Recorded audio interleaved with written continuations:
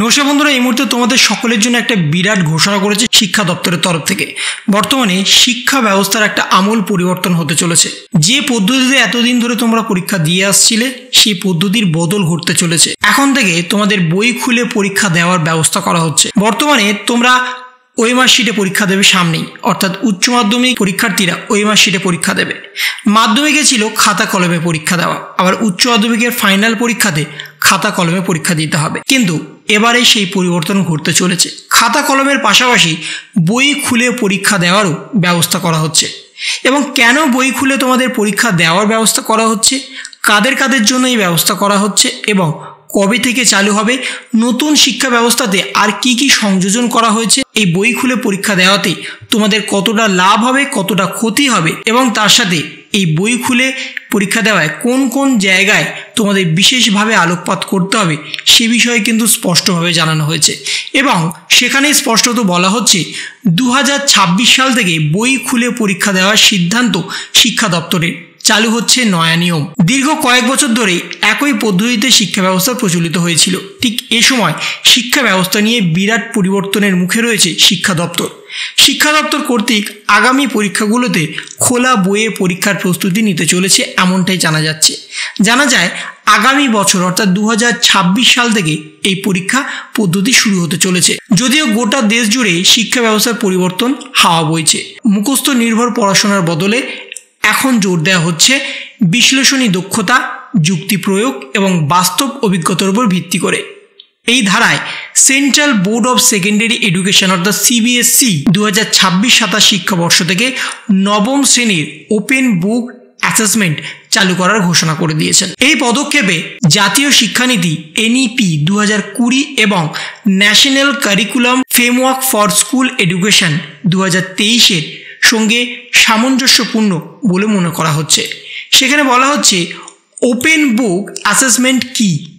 সাধারণত open book assessment এমন একটি পরীক্ষা পদ্ধতি যেখানে শিক্ষার্থীরা পরীক্ষার সময় পাঠরত বই, ক্লাস নোট বা নির্দিষ্ট রেফারেন্স বই ব্যবহার করে প্রশ্নের উত্তর দিতে পারবেন। এটি কেবল তথ্য মুখস্থ করার পদ্ধতিতে সেই পদ্ধতির প্রাসঙ্গিক প্রয়োগ এবং যুক্তি দিয়ে ব্যাখ্যা করার দক্ষতাকেই যাচাই করা হবে।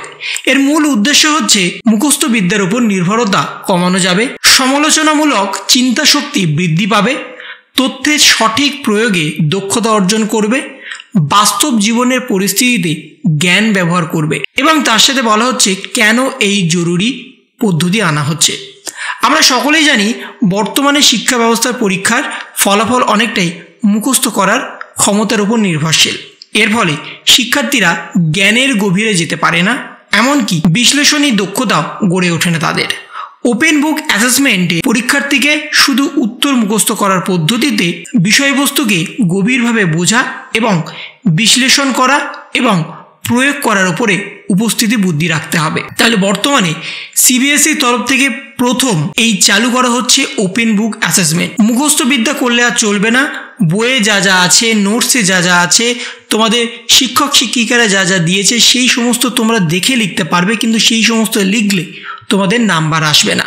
তোমাদের নিজের চিন্তা শক্তির ওপরেই নির্ভর করে এবং নিজে কি বুঝেছো, যে তথ্য বইয়ে দেওয়া আছে সেখান থেকে তোমরা কি কি শিক্ষা অর্জন করেছো তার উপরেই বেস করে প্রশ্ন হবে। এমন প্রশ্ন হবে সেটা তোমরা বইয়ে খুঁজলেও পাবে না, কিন্তু তার উত্তর বইয়ে থাকবে। তার জন্য তোমাদের চাই বইয়ের গভীরতার জ্ঞান। সেখান থেকে এই নতুন শিক্ষানীতি আসতে চলেছে CBSE তরফ থেকে প্রথম এক্সপেরিমেন্টাল হিসাবে। তারপরে কিন্তু ধাপে ধাপে সরাসরি আমাদের ওয়েস্ট বেঙ্গল বোর্ডেও এটা চলে আসবে।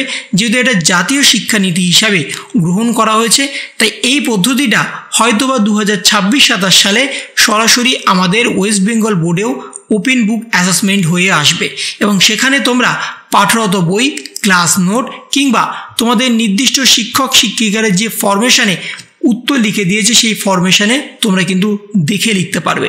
কিন্তু সেটা দেখে লিখলে তোমাদের কতটা নাম্বার দেওয়া হবে সে বিষয়ে কিন্তু এখনো পর্যন্ত বলা হয়নি, কারণ এই পদ্ধতিটা নতুনভাবে আনা হচ্ছে এবং সেই পদ্ধতি অনুসরণ করতে গেলে কিছুটা সময় লাগবে, তোমাদেরও বুঝতে সময় লাগবে এবং তোমাদের পাঠরত বইয়ে কি উত্তর দেওয়া আছে সেটা তোমাদের মুখস্থ করলে আর হবে না। সেটা থেকে তোমরা কি বুঝেছো, কি শিখেছো তার উপরেই বেস করে কিন্তু তোমাদের আগামী দিনে পরীক্ষা হবে। তাহলে এই ছিল একটা ছোট্ট ইনফরমেশন তোমাদের সকলের জন্য। যদি তোমাদের ভিডিওটা ভালো লেগে থাকে তবে লাইক করো, শেয়ার করো এবং অবশ্যই সাবস্ক্রাইব করো। তার পাশাপাশি তোমার মতামত কমেন্টের মাধ্যমে জানাও। ভালো থেকো, সুস্থ থেকো, ধন্যবাদ।